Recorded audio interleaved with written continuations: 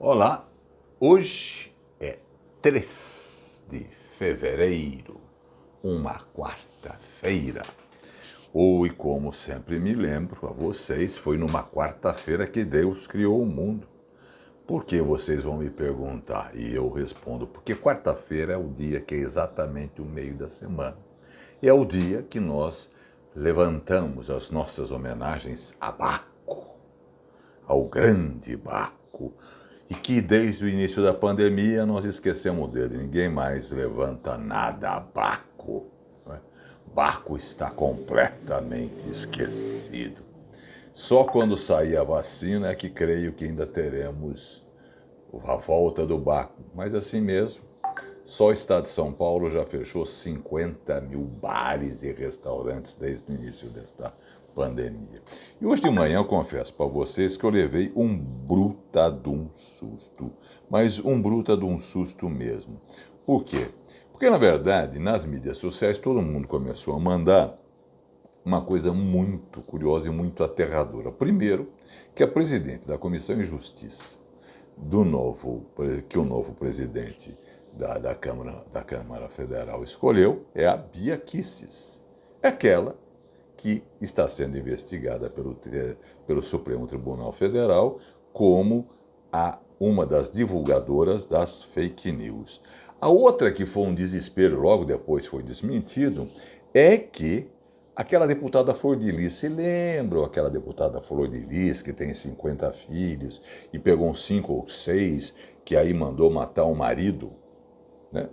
Pois é, essa mesmo que tem uma tornozeleira na canela aqui, é que disseram que ela havia sido escolhida para a comissão, para a Secretaria das Mulheres na Câmara. Bom, já estava resolvido, ela seria defensora, que assim, recebeu a acusação, ela falou assim, contrata meus filhos e a questão está resolvida.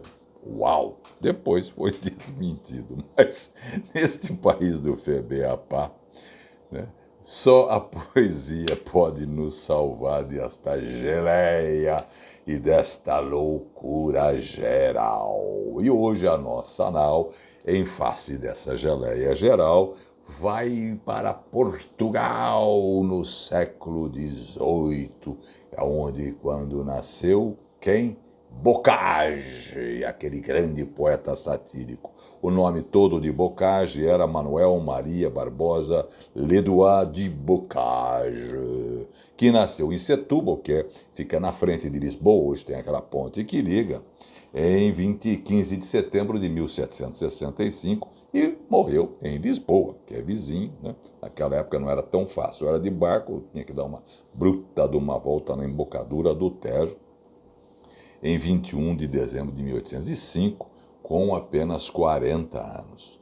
Bocage é o maior representante do que se chamou o arcadismo lusitano, que é um movimento literário inserido num período de transição entre o clássico para o romântico, que vai ter uma grande influência na literatura portuguesa do XIX.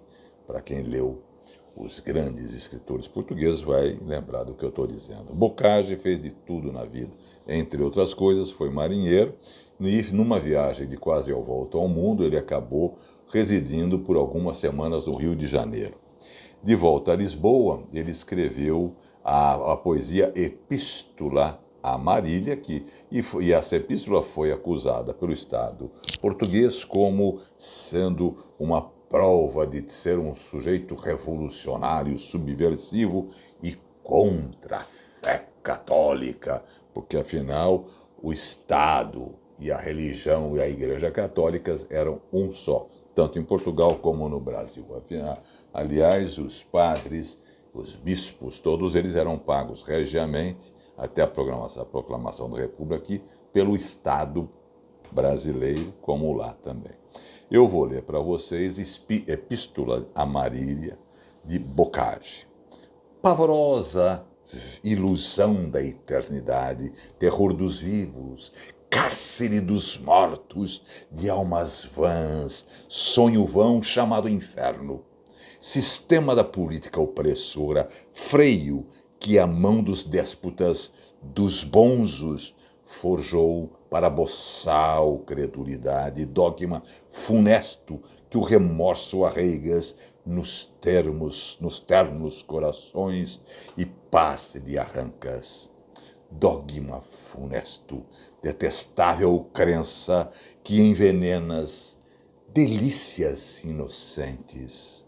Ó Deus, não opressor, não vingativo, não vimbrando com a destra o raio ardente contra o suave instinto que nos deste, não carrancudo, ríspido, arrojando sobre os mortais a rígida sentença, a punição cruel que excede-se o crime até a opinião do cego escravo, que te adora, te incensa e crê que és duro.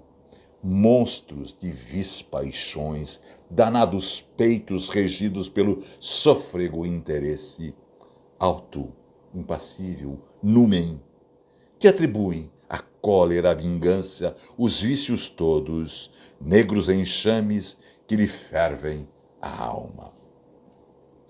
A lírica de Bocage é dividida também em duas etapas. A primeira pelas regras do arcadismo e a segunda pelo sentimento agudo de uma personalidade de autoanálise, né? O que faz retratar-se num grito, em gritar de remorso, horror e aniquilamento. Por isso eu vou ler para vocês um poema de Bocage, né, nessa forma dramática, que se parece muitas vezes parecido com Camões e tem como título Incultas Produções da Mocidade. Veja que beleza.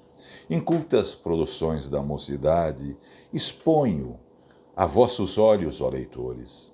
Vede-as com mágoa, vede-as com piedade, que elas buscam piedade e não louvores.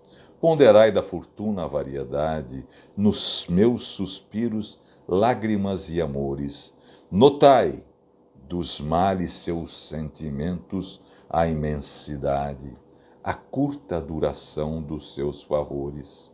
E se entre versos mil de sentimento encontrardes alguns cuja aparência indique festival contentamento, crede, ó mortais, que foram com violência escritos pela mão do fingimento, cantados pela voz da dependência. Só a poesia nos salvará. E só Bocage nos faz esquecer, por uma boa parte da tarde, esta loucura que esse país se tornou. Um grande abraço a todos e todas. Até amanhã.